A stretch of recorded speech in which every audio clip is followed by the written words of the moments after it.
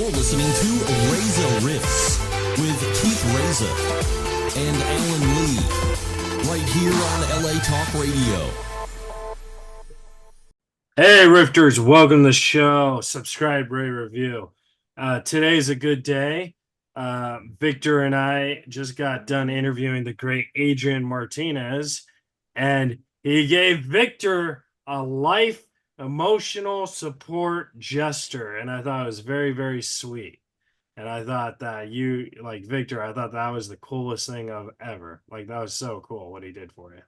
Well, yeah, man, he was very, very generous with his knowledge and his encouragement. He was like really cool. Like I really Yeah, wish that like I've never written anything, so I could be like, how do you do it? And I'm like, I have no idea how to do it either. But I know he has his way of doing it, which is like the good way, the great way, and I don't know. It's just like not only is he challenging you, he challenges himself. And yeah, that's the type of like leader, those are the type of qualities I look in like a leader or like somebody like you look up to that could like actually help you. Whether they yeah. actually help you directly or indirectly, they help you. Yeah, yeah. So I thought that that was really cool because I know, you and I have talked, and I know you're struggling on how to start a project where you don't really know what direction you're going. And I thought he gave you really good advice, and I thought that really made me happy.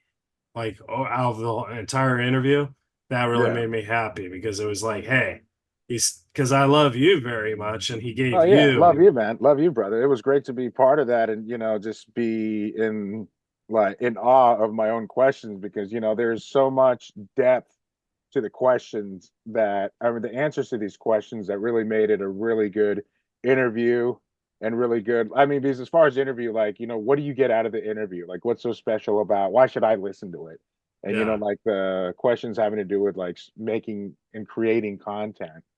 And it's just without spoiling anything, it's just like, yeah, that's right. I'm gonna follow through and I'm going to take these life lessons and pass them on to people that are willing to listen, because people that are willing to listen want to learn. And if they want to learn, then they're my equals, even if I outrank them. yeah.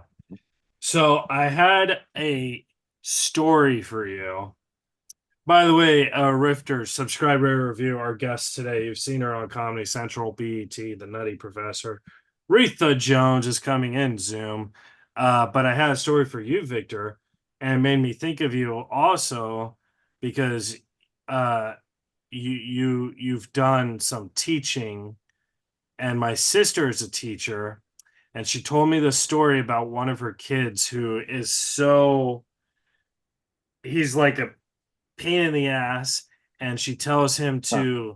to like do his job or whatever. He's 11, and his parents said, well, if he gives you any lip or attitude, it's probably because he's hungry. And my sister said that this kid's probably the fattest kid you've ever seen. Was it And me? no, no, no. I'm telling you this story because I'm I just think kidding. it's going to I'm just cheer kidding. you. It's going to make you laugh. And Oh, it's the fattest kid you've ever seen. So I don't know what's the fattest kid. I don't know, 300 pounds. I don't know. Like for an that's 11 pretty year big. old. Like yeah. That's huge. So Stephanie was saying how uh 2 weeks go by and this kid's just not getting better. And his mom said, "Oh, it just probably means uh she's hungry." And Stephanie was because the parent was giving Stephanie lip, right? And Stephanie said, "Keith, I totally pulled an Asperger moment, and I'm kind of scared right now because she might go to the principal." I was Oh like, no. well, what'd you say? And she said, well, when I was telling her about her troubled kid, she said it probably means he's just hungry. And I said, yeah, I've offered him Weight Watcher cookies.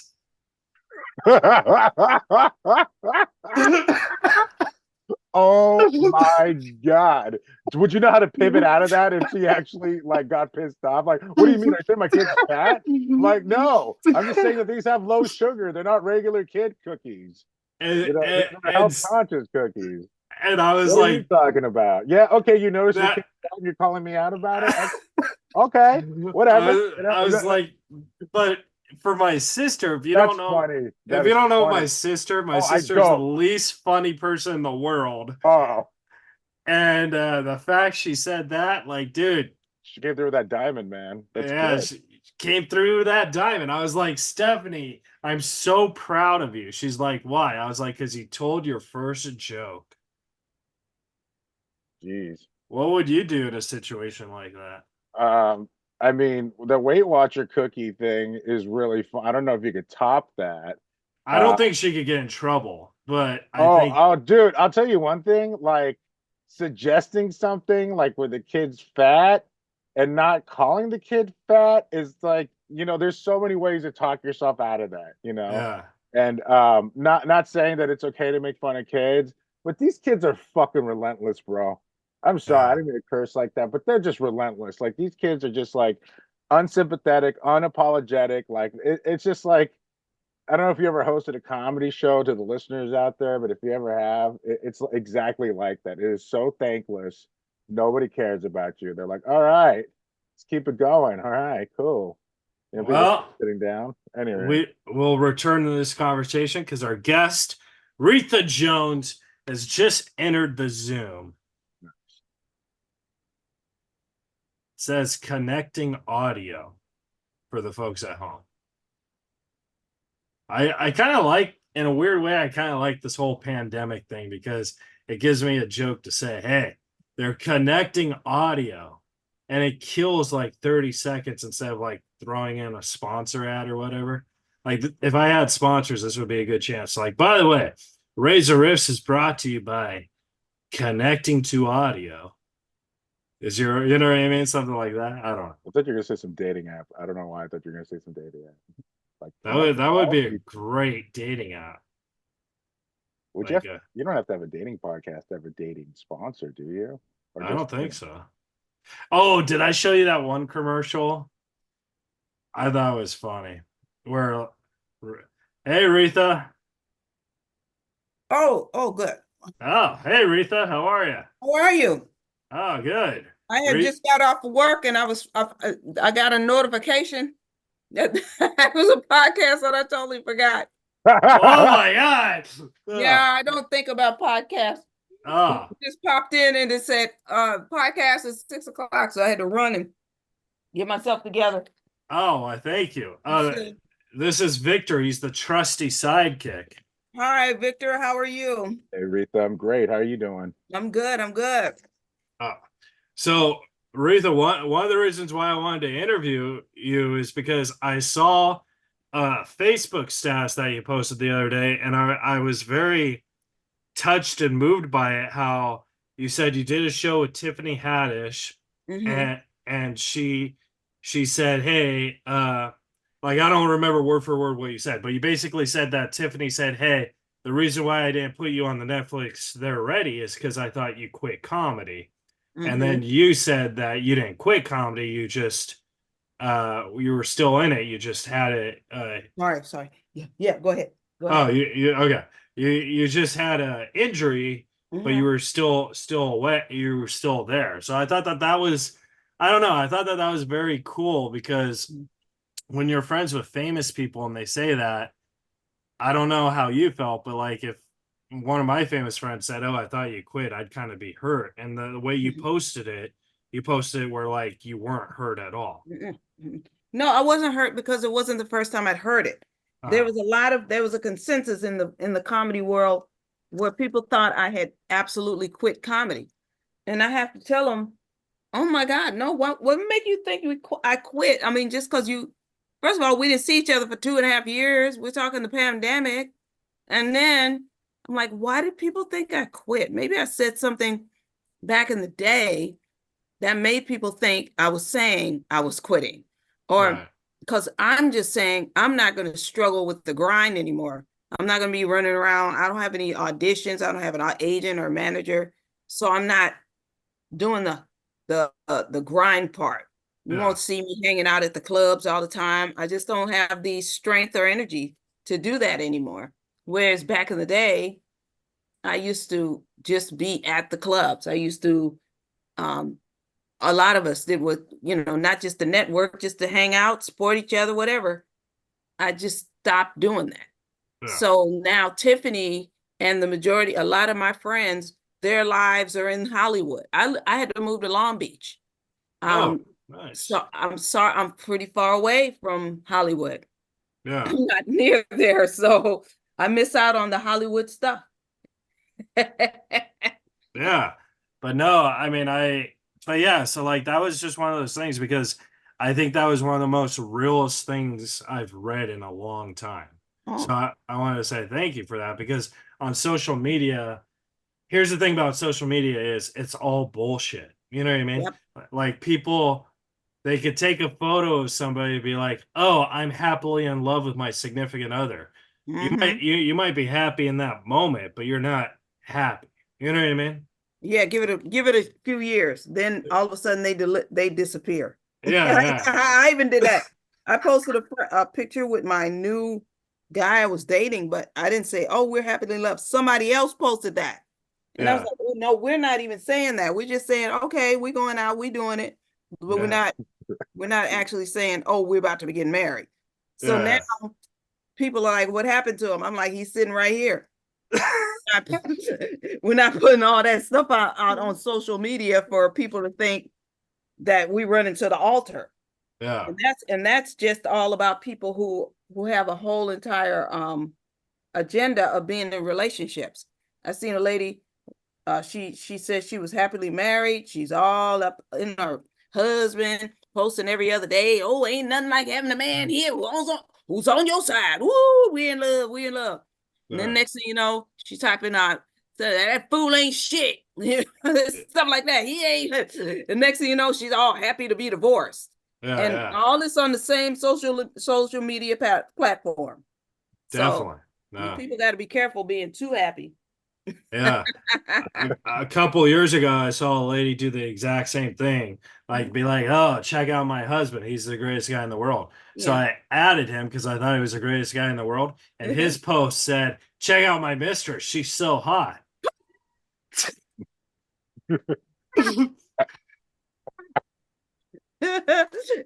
Now I wonder if the woman saw that post on your page. Yeah. She'll think, "Check out my ex-husband and his new wife." That's what it'll be. So, Retha, I wanted to ask, like, how is the transition for you now in comedy? Because I know back in the day, you were on Comedy Central and Comics Unleashed, and you had all these credits where you could probably get into clubs. But now, I see you at open mics, and I see you really hustling. When I feel like you're not an open mic comic, I feel you're a real comic. You know what I Oh mean? no, I'm not at open mics. I'm a regular at the Laugh Factory. I'm on those stages every week. Yeah, This yeah. this will be the first week in a while I didn't get a spot. Maybe I didn't put in a bails for it, but I was a regular. I've been a regular at the Laugh Factory for the past 3 years, Nice. and I've been working with them in Long Beach for the most part. The lady that's booking me now, she really puts me up at Long Beach a lot because I live in Long Beach. But she gave me a spot hosting the house at Hollywood last Saturday. So that Oh, was that's pretty awesome. good. But prior to she getting the job, the other bookers were putting me on at both Long Beach and Hollywood simultaneously. They were putting me on every week. Yeah. So I did an open mic over here at the stand-up club because I'm trying to work on That's what I was brand. talking about. Yeah. Yeah, the stand-up club is in Bellflower. It's only 7 minutes away from where I live. And I just went up there because I knew they were going to have open mic, and I had a lot of stuff I'd written. And I said, I just need to try it out. I need to see how this stuff is going to come out of my mouth, how it's going to feel. But I'm not hitting open mics at all. And maybe Yeah. I should, I should be going around town, going to open mics, which I don't even know where they are now. I just know about this one. And I should start doing pop-up spots at the Comedy Store for they have pop-up on Mondays for the regulars. And so I haven't been on their roster lately, but I'm still a regular. So I can go down and do a potluck. I think it's called potluck or pop-up. I don't know what it is. But I Yeah. haven't done it. Why? I don't feel like driving to Hollywood. Exactly. Did So how has comedy changed? Like, have you seen a different, like, because now I feel like there's too many gatekeepers when maybe back in the day there's maybe only 3 or 4. You know what I Yeah. mean? Nowadays, the gatekeepers are much younger. Yeah. And for me, I just seen it. Some of the old the comedy club owners are still very cool, very much, around my age. But a lot of the people putting on their own shows, these new little conglomerate shows that are coming up, I find that being an older comic, it's hard to navigate with them because I've been doing it 31 years. I'm going on 32 years. Yeah. Now, if you're 32 years old, you're old enough to have run a whole your own business. If you're 32 years old, you're old enough to have to be the booker at a major club or the producer of your own shows. So 32-year-olds, people who are 35-year-olds and under 40s, it's hard for me, a 60-year-old, to be telling them, hey, can I be a part of your show? They're like, oh, send us a tape. We don't know you. It's Yeah. hard. They don't care about me being on Def Jam, Comic View, none of that, because it's over. They weren't even able to watch it when they were children. That was almost 30 years ago. So it's hard to get, because I never hit big, it's hard for them to see me as a viable comedian in their world. I was just trying to get in this one comedy festival, and I sent them tapes and everything. They sent me a letter back. Oh, we're sorry, we won't be having you in our show, but don't be discouraged. We have more. And I'm like, I'd like to know why. It's not like I'm funnier than anybody, but I know this is, we prefer our younger, more fresh comedians, not some old person talking about getting old. Right. So that's how I feel. That's how I feel that what they're saying. That's how I feel how they're seeing me. And another thing, it's hard because of social media. Mm-hmm. You have to be, somebody told me you have to be captivating to be able to have a lot of good content. And I'm not captivating. I don't know how to navigate this whole social media thing. I don't have the time or energy to tape. I was trying to tape a video for the seminar I did today, and it's taken me 6 times. Yeah. Just to make a little tape. I just don't know how to manage the whole talking in my thing and be interesting. I don't, but that's, a lot of people are doing it, but I struggle with it. Well, see, that is why we have Victor, because he's the trusty sidekick. So if you have any issues, you push it to Victor. Keith is joking right now, but I was serious. Do you have a tripod for your phone? Yeah, but I have everything. But it's not even about the tripod. It's about me actually talking on the camera, the actual work of it. I got a tripod. I have this. I have the ring light.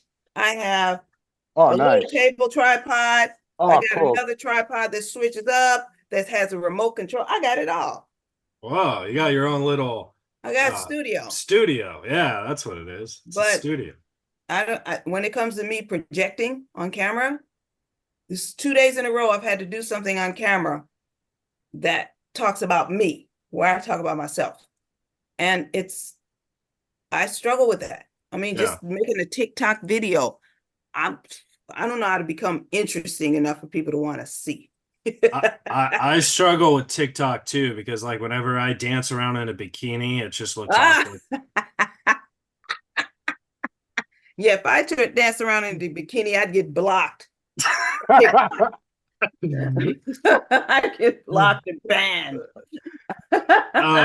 But so like how have you always had like this type of I don't know if it's anxiety, but it like this type of anxiety toward, like, even when you do acting auditions and stuff? Yeah, I haven't done an acting audition in decades. But I do. I have a self-esteem issue. I feel like I'm boring. I just did this Tony Robbins thing. It's a seminar. I like Anthony Robbins, Tony Robbins' work. And he's got a free seminar on YouTube. And if you pay $40, you get the whole Zoom thing. So the assignment yesterday was, this was my story, and now this is going to be my new story. The assignment today is, this is my identity. This will be my new identity and how it will change my life. Well, my identity has always been low self-esteem, boring, inarticulate, dull, lifeless, lazy. I mean, there's a lot about me that just doesn't want to go outside. I'm an introvert. I'm tired. I'm old. I mean, all of these things are my story now and my identity now. And so I'm trying to overcome it. But all the years I've been doing stand-up, I've always had a low self-esteem. I've always felt like I walk in a room, people don't like me. I'm not captivating or interesting. And I've had to fight that because I stumbled into stand-up comedy. I didn't know I was going to be a comedian for real, for real. I kept stumbling in it. And then my friend and I, we just kept trying it and just going out to different clubs. And next thing you know, we were really doing this. But the world of stand-up comedy, as far as being successful, takes a lot more that's already in you. And what's in me is like, it's never been a lot. I'm just getting to a point now at this age where in my show, I'm at the I don't care stage. I mean, I had a show that was fire last Friday because I just talked about what I felt about things. Yeah. And I didn't care how people felt. I just did a whole Cat Williams. I just went in and it was all off the top of my head. And the audience was with me. I was talking about why I got to learn pronouns for everybody I see. I'm like, sorry, I don't get it. You know, some things I see on TikTok. You're going to show up here with wolf hair on your face, but you're doing a makeup tutorial and you're not going to explain what happened to your face. Yeah. Right. It's a lot of stuff I was talking about. And I went in on that and the audience was with me because that's how I was feeling. So I got this new ideal. I have a new outlook on life. As a mature woman, my filter is gone. It's no more filter. That's what I like. Explain to the folks at home who Cat Williams is. Oh, Cat Williams is one of the biggest comedians in the world. And if you don't know who he is, you probably haven't been paying attention. Yeah. Cat Williams is he's one of the most prolific and funniest people alive. He is a little super genius, and I'm gonna say a little super genius. I know he's not very tall, but I know he don't like the word little. He'll pick me apart for that one. But he is a super genius. Yeah. And he went on Club Shay Shay and lost his mind. And a lot of people, did you see it? I did, yeah. It was I don't usually fall into clickbait, but I clicked it. Yeah. And then like he was shit talking Faison Love, who Faison and me is I consider him a friend, you know, right. So I was like, oh, this is interesting. Yeah. So then I listened to the entire 4 hours. And I thought I got suckered, you know? Yeah. But I thought I did think he made some interesting points. Yeah. But I also think he made some slanderous points as well. Yeah, I think he went a little far. Now, Cat was a very good friend. And he stayed in my mom's. I gave up my apartment to go take care of my mother. And my mother owned the building. So, but I gave the apartment to Cat. And my mother and Cat, I guess they had a deal. He was supposed to help her with some internalized business stuff. And, you know, he fell in love with her. But Cat and I were good friends.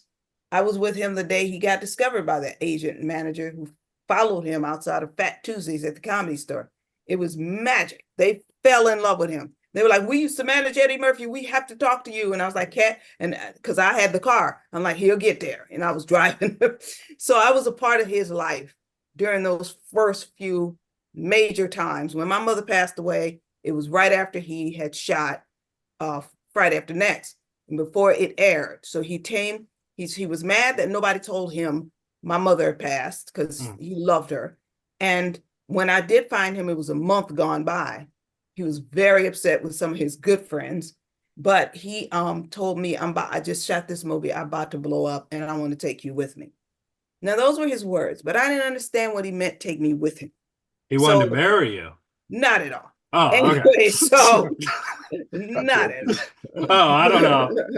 that went out the window. But I was not we stopped dating 100%. But the thing is, it just didn't work right for us to be a couple. You know what I'm saying? Not that. Yeah, But yeah. we were still friends, and he was always appreciative of my family for how we helped out. There was a lot of people who helped him during those times. He's got so many different people. He probably slept on couches. People let him sleep in their car, things like that. He was struggling hard, but he was still a little genius. He believed in himself. This is a man who had no home, no way to go, but he was still planning on his productions. He was planning for the future he's living now. Yeah. He's a genius. So to see him besmirch other comedians, even people like he told the truth. I'm like, it's not even about telling the truth. I'm sure there's prisoners right now that will tell the truth about the person who's hiding phones in their cell. Right. Stitches get stitches. You don't just do that. You don't just run down and blurt out everything about every major artist in the business. Right. So there's a lot that he knows because he's in the business, but there's a lot we didn't give a damn about knowing. I don't care. I don't care what your thoughts are. This whole Illuminati thing, one of those guys who wear dresses, I don't even care. So I did not watch the whole 2 hours. I watched the blurps that were about different people, certain things that Shay was trying to ask him. Shannon was trying to ask him about his life. Right. And that's when I really tuned in, because I'm like, what's he gonna say now? He said, I heard you, Kat, I heard you did so and so and so.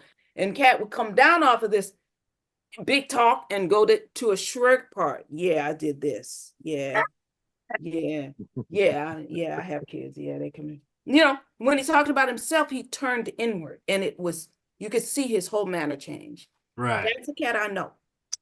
The one that's not so bold. Well, I don't want to choose sides, but to Kat's defense, I think Sharp, or whose podcast is it? Selena Sharp? Shannon Sharp. I think he's one of the worst interviewers in the world. He's not supposed to be in that chair. So that's what Come on. To his defense, it's kind of hard when football players in it. Like, I think another comic could interview another comic. Yeah. But stuff like that. I don't even know why he did that, but I disapprove of, like a big sister in Kat's case. I'm not judging Kat, but at the same time, we have to remember Kat did this to other people. Yeah.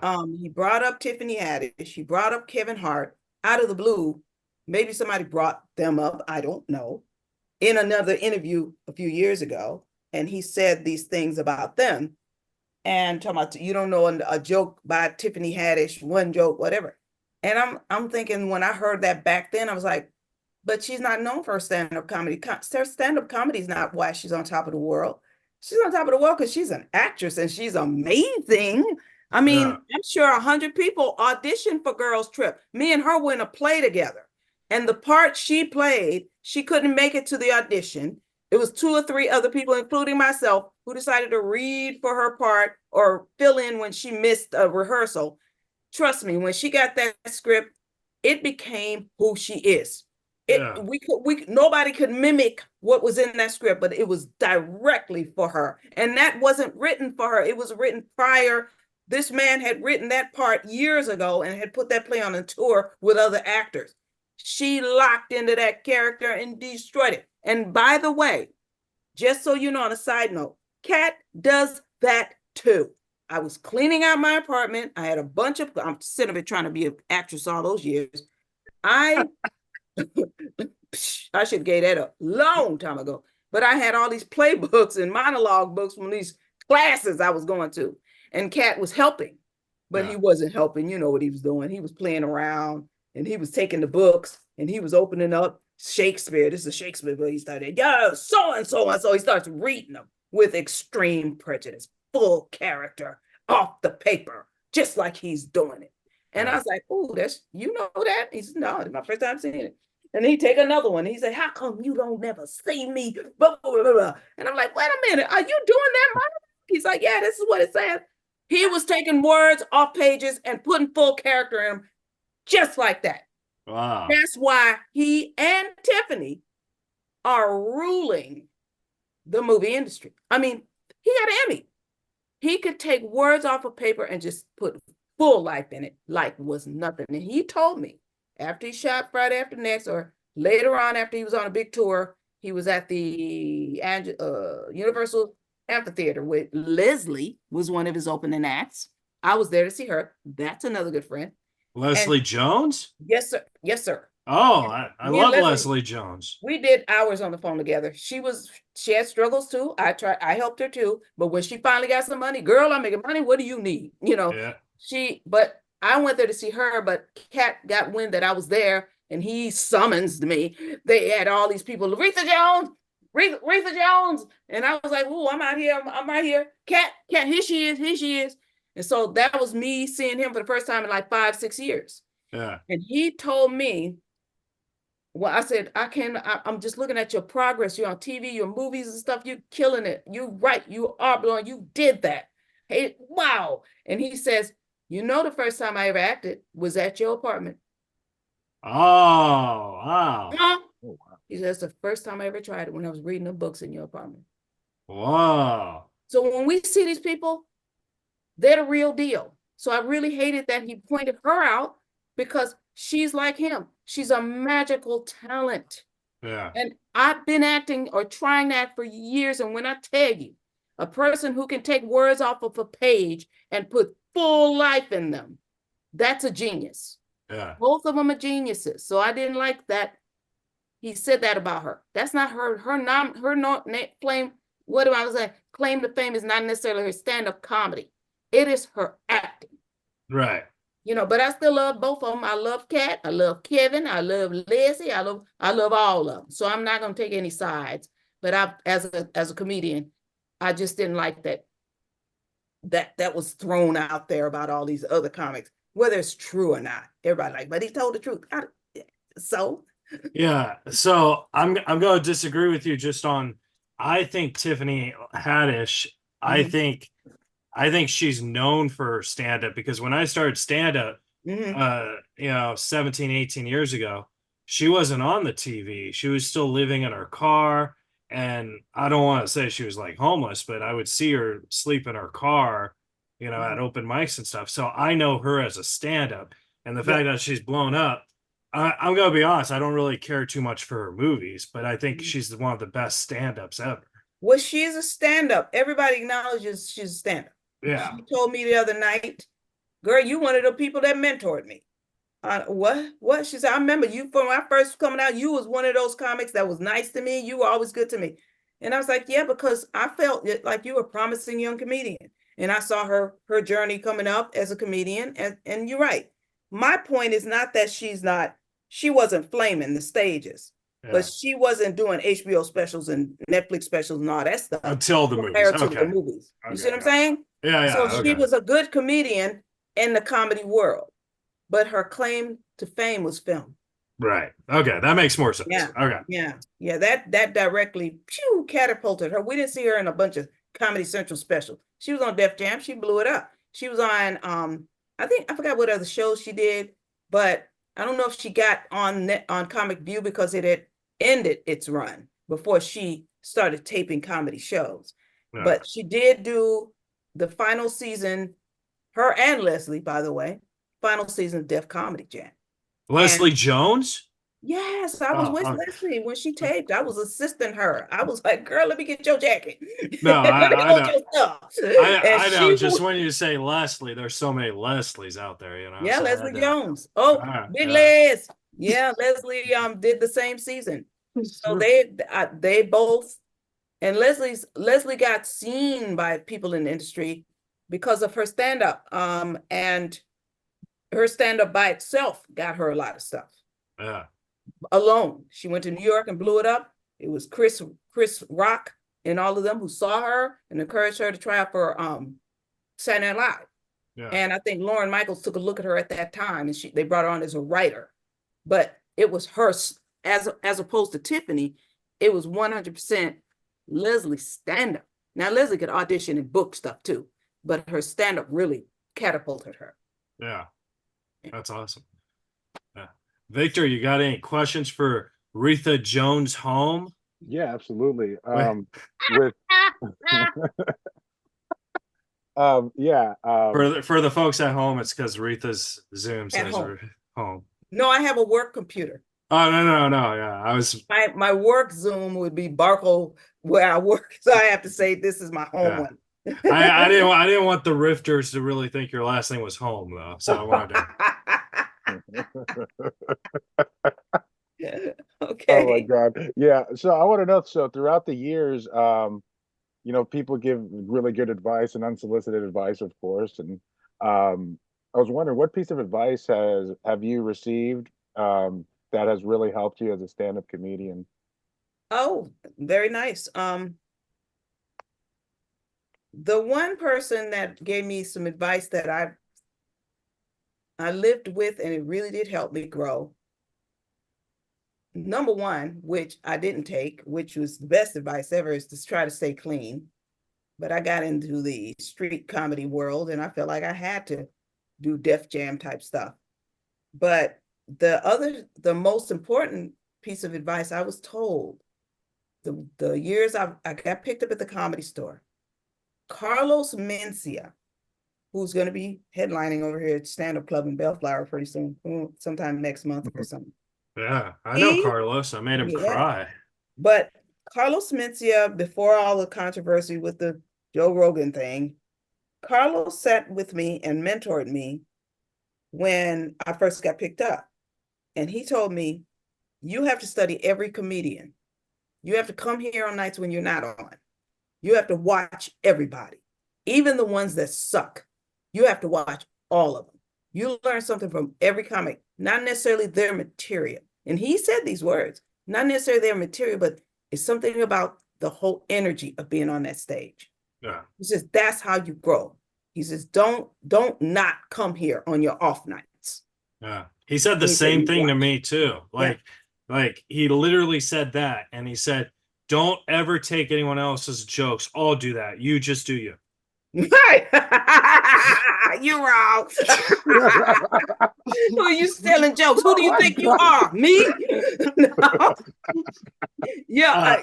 But that's seriously great advice though. Yeah. It's something I live with, and it's something I tell young comedians now. Watch everybody. Yeah. Yeah. That's So I want to respect your time. Do you still have a good 10 minutes or? Sure. I ain't got nothing. I normally I would be getting ready to go do a show, but I don't have a spot tonight.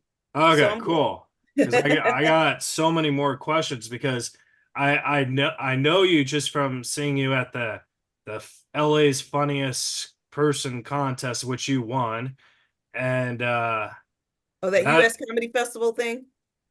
It was it was Dante's thing. Yeah.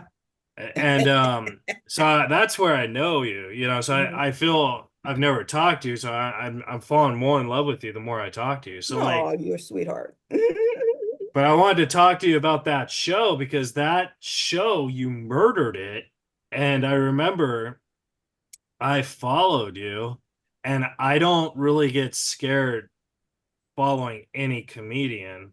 Like that's just not in my blood. And I think part of the reason is because I toured with Norm Macdonald for 9 years. And there you go. So like he taught me, certain tricks and stuff. And I remember I followed, like after your set, I was like, okay, there's no way I'm gonna win because our energy is totally different. But I felt you did just incredible. And I was like, when you won, I was very proud because then it was like, yeah, you did have the best set of the night. And usually these contests, it's not about that. You know what I mean? Yeah. But you did good though, right? I thought, didn't you place? No, I didn't place at all. Oh. No, but thanks for thinking I placed. Yeah. You are amazing. Oh, thank you. I appreciate that. So much going on. Well, I told him, me and him discussed cruise ships, and that's something he's trying to get us on. And I'm like, if you want to do cruise ships, you got to train us on how to get ready for a cruise ship because that's a whole nother monster. Oh yeah, the cruise ships are hard. I only did one. I only did one cruise ship, man, and I remember I did the 7 o'clock show, and Oh, at this time I only had maybe 10 minutes of material, right? I uh-huh. was like, excellent, great show, everyone loved me. Then 10 o'clock show, right? Uh-huh. It was the exact same people, like. So I was like, okay, I'm gonna do the exact same stuff. I did so bad. And Oh then I was no. like, so then Saturday was the exact same people. Like that's the only thing. Like all 500 people go. So Yeah, cruise ships, you have to have several different sets. you do. You And know, I'm still struggling through the first hour. I have tons of material, but I don't have different sets like that. I mean, I would need to learn to compile it. I'm just trying to compile it into one headlining show. yeah, So that's where I'm stuck too. I'm stuck on making sure I can, if I got hired to do an hour somewhere, that means that'll be the first time in years now that I got booked to do an hour or headline some big show. I don't have my material compiled for an hour show, for a continuous. I'll be done did something in the middle or in the beginning that should have went in the middle. And then when I get to the middle, I'm like, okay, now where do I go? yeah, I'm not ready yet. yeah. And see, that's an honest answer because how Yeah. many comics have you seen? Uh, they say, oh, hey, I got an hour and they only have 5 minutes. Mm-hmm. And then after the 5 minutes, you're like, I have to listen to 55 minutes of this shit. You know what I Mm-hmm. mean? You know what I mean, Victor? Oh yeah, absolutely. Yeah, it was like one time I booked this guy.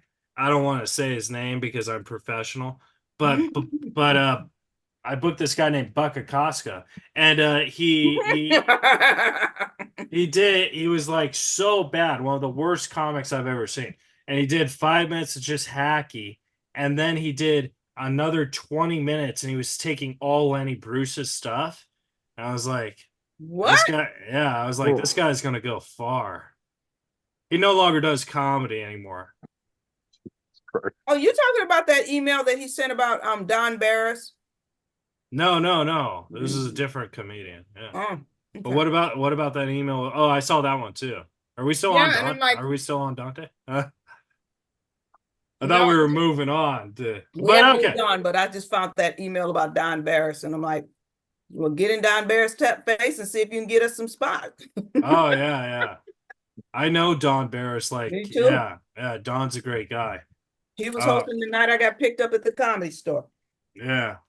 I think it's very odd that he is now the general manager of the Comedy Store. But who am I to judge these things? You know what I mean? Okay, who's the audience that's going to see this podcast? Oh, everybody. Cat Williams is doing it next week, and so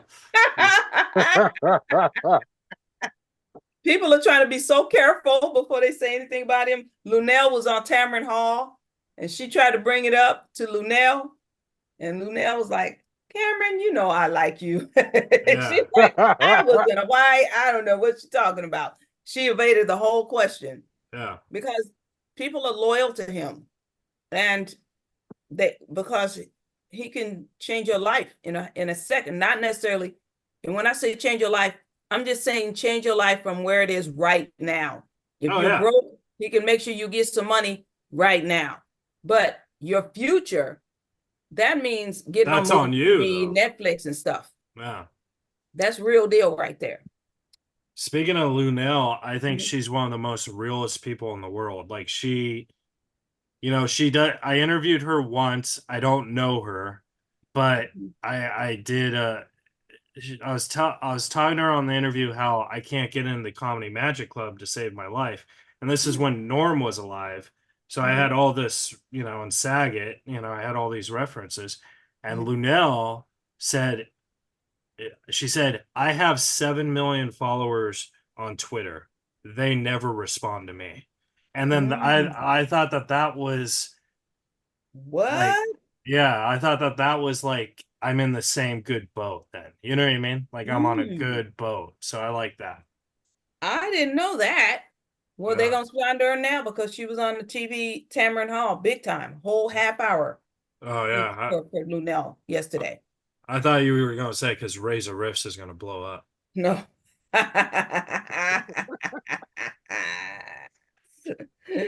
She said she got all these people. Yeah, but Yeah. there's so many avenues. I personally am just riding the wave. I'm hanging in there with Dante and Rebecca. They hooked me up with a gig. And I'm still just trying to stay current at the Laugh Factory and try to stay on stage as much as I'm supposed to be on stage somewhere this weekend. Right. I have no shows. And that makes me go until next weekend. I don't have any shows at all. Wow. And All three of us we have Yeah. something in common then. right. Right. It is not like everybody's supposed to be getting shows, but it is like if they've been booking me regularly every weekend, it stands out when I don't get a weekend. Right. But that's probably because I didn't put a bails in for the weekend. Probably made a mistake. She's always sending me a text saying, okay, are you available Friday? Are you available Saturday?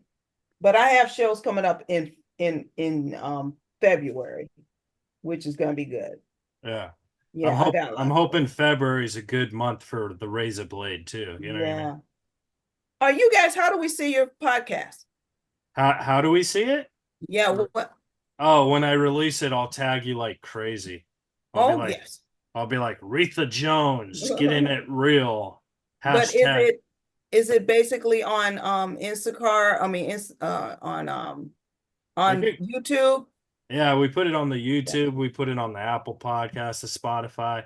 We also put it on the Instacart and Instacart. yeah. You could get it while you buy groceries at Ralph's. I live on Instacart. Victor, do you have any last second questions for the great Retha Jones? Yeah, absolutely. You were talking about with the advice about how you wish you could have been cleaner with the writing. What would be your best advice for a dirty comedian who's trying to write clean material or a clean act? Well, for them to know that it's not only about language, it's about content and, of course, the material. So when you tell somebody I'm a clean comic and you go do a joke about you and your husband in bed or you and your last boyfriend, the guy that you slept with, well, this is adultery. This is sexual content.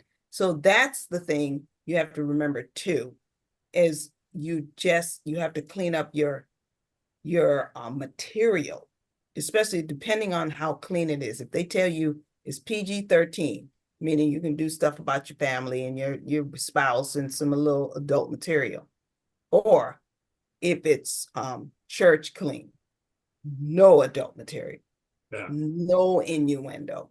And if you're going to do anything about LGBTQ, it almost has to be church friendly, but not necessarily against them. So you got to be careful. It's kind of like the ratings on movies. You know what I mean? Like, exactly. If you think that your material is a Disney movie, it's G. If you think it's a family-friendly movie, it's PG. For 13s, 13 or up. 18s, 18. X, you get the idea. You know what I mean? Yeah. We just did a church show, and we just did a show that was supposed to be in between clean. He didn't even tell us how clean. Some of the comics didn't even know it was a Christmas thing. And the lady had a little girl sitting right in the front. A little 8-year-old who sang a song earlier and had her sitting right in the front. Everybody was thrown off. Everybody was like, okay, I can't do that joke. And finally, it took Alonzo Bolden to say it. This little girl sitting in the front row is throwing off my whole show. He went off. Why you got to take the kid and put her in the front row? And then not even tell us we're supposed to be clean. You didn't even clear that with me. She gonna be messed up when I'm done with my set. He went in. I've lied to bookers and said that I am clean because I don't do drugs. And then so like I do a show and there'd be like a little girl or a little boy there. And it's like, okay, I can't, because I talk about having autism and stuff. So I could say I could talk about that, but I can't talk about having autism with sex, right? So because Right. that's bad. So then I will say something. Oh, so I went to the mall to sit on Santa's lap, and he was like, ho ho ho, and I said, Santa, don't talk about my About my mom like mom. that. It was right there. Yeah, but the kid didn't know that. So that was why it was so funny. I was just killing it with these kids. And that's a kid-friendly joke without them, because kids are so advanced and dirty stuff now. You should Yeah. hear them. They're so They say the grown. darndest things. Yes. Oh my Yeah. God. Sometimes, like, I want to respect your time, but I don't want to get into the whole Okay. Bill Cosby stuff. But sometimes I feel Mhm. Bill Cosby was only funny because he had kids with him. Oh, well, now we know that's true. Well, yeah. But you know what I mean? Because the kids always say the darndest things. Yeah. And Bill Cosby always puts the darndest things in your drink. Yeah. That's what my great aunt said. Mhm. All right, I gotta go. All right. I think I'm gonna hit a club somewhere. Y'all got me going.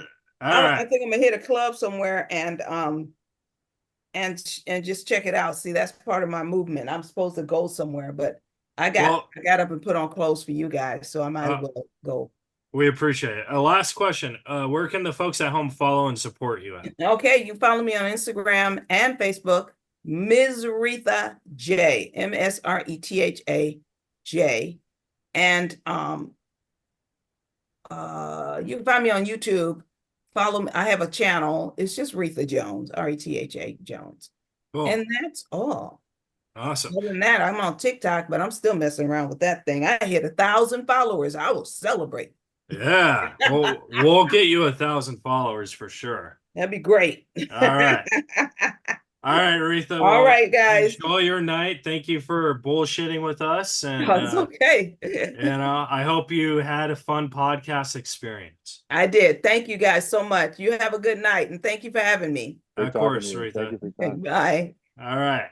That was the interview with Retha Jones, guys. Subscribe, rate, review, and she's gone. All right. Jesus Christ. Way to break the fourth wall, bro. I didn't mean it like that, Victor. Oh I'm just saying all the guests always leave before we play the goodbye music. But sometimes I just want to say, can you go back into the Zoom so we can play the goodbye music? Keith, I cannot believe I'm saying this, man.